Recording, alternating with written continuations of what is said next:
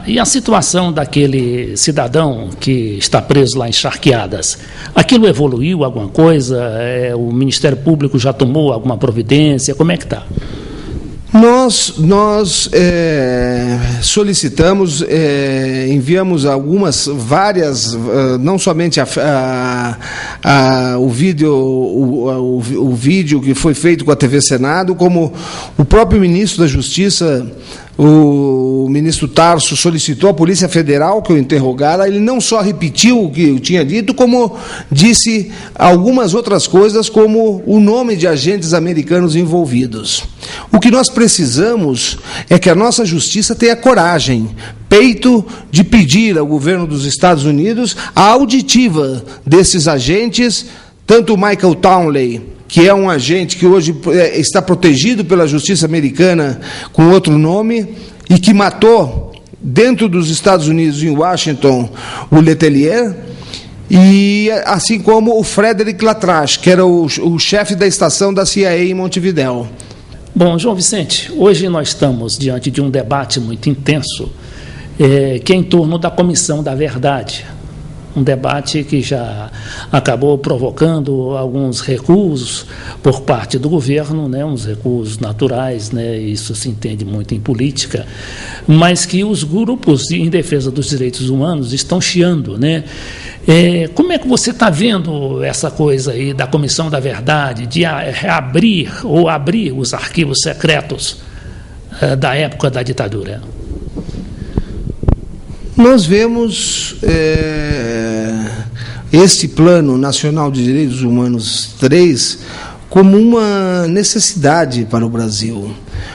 Não existe país no mundo que passou por guerras, invasões, golpes de Estado, como passou o nosso durante 20 e tantos anos nesta ditadura militar, que trouxe a opressão, trouxe sofrimento àqueles que lutaram de uma forma ou de outra contra a falta de liberdade, contra a falta de opinião, enfim, pela restauração da democracia, pela restauração do Estado de Direito.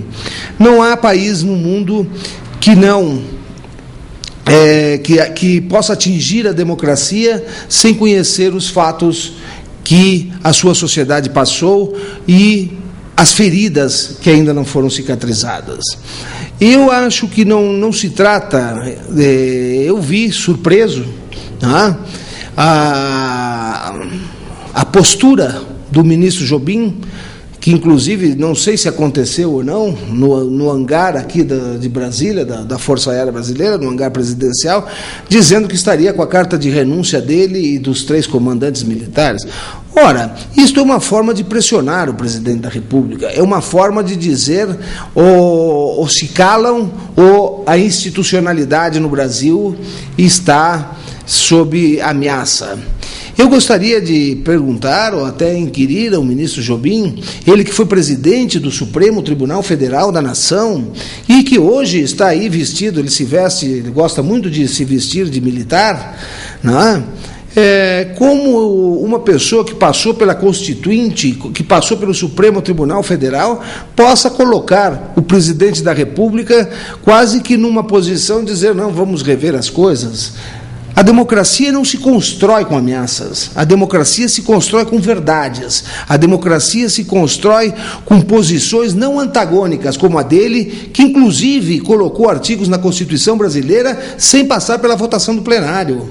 Então, são pessoas que vêm, num momento que o Brasil precisa rever, assimilar as suas dores,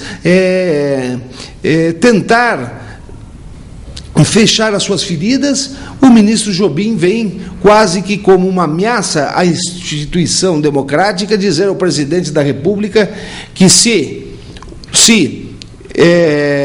a Comissão da Verdade for instalada com aqueles poderes que estavam na primeira redação, ele colocaria o cargo à disposição com os 3 ministros militares, criando uma situação de instabilidade institucional.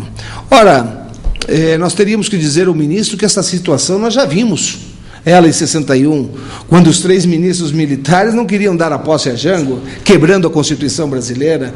O ministro Jobim colocou o Brasil numa posição de querer apenas reparar os crimes cometidos pela ditadura e não conhecê-los. Ele está confundindo a instalação da Comissão da Verdade com a instalação de uma comissão de revanchismo, que não é o caso. João Vicente, só para terminar esta nossa entrevista, você sabe que há muitas denúncias aí soltas, né, de que realmente não veio muita coisa à tona, né, justamente por causa desses arquivos que permanecem secretos, ou seja, fechado. Tem muita coisa mesmo? Você tem algum indício disso? Olha, nós sabemos de alguns outros fatos que aconteceram. No Paraguai diziam a mesma coisa antes que Martim Almada descobrisse os arquivos do terror. Para termos uma ideia, nesses arquivos do terror, somente lá no Paraguai existem referências ao nome do presidente João Goulart em mais de 1.500 documentos. E diziam que também esses arquivos de lá haviam sido queimados, haviam sido destruídos. Eu, sinceramente, acho que existe muita coisa a ser aberta aqui no Brasil. Inclusive o seguinte, nós, pelos arquivos que nos foram liberados, nós temos ali, por exemplo, um que diz: ontem subtraímos da casa do presidente João Goulart, o agente B, uma relação de documentos, carta do deputado Ulisses Guimarães, carta do presidente Allende, carta do presidente Perón, vários documentos, não é? Então eu pergunto, nós só temos a subtração, e onde é que estão esses outros documentos que foram subtraídos? Então, nós temos a certeza de que, se eles dizem que foram queimados, pelo menos que mostrem as atas que mandaram queimar.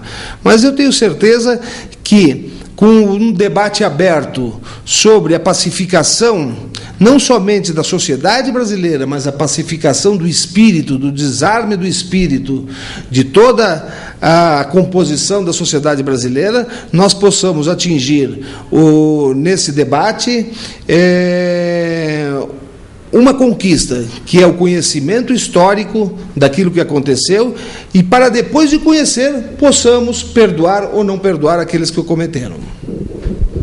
Hoje nós entrevistamos João Vicente Goulart, filho do ex-presidente João Goulart e presidente do Instituto Presidente João Goulart.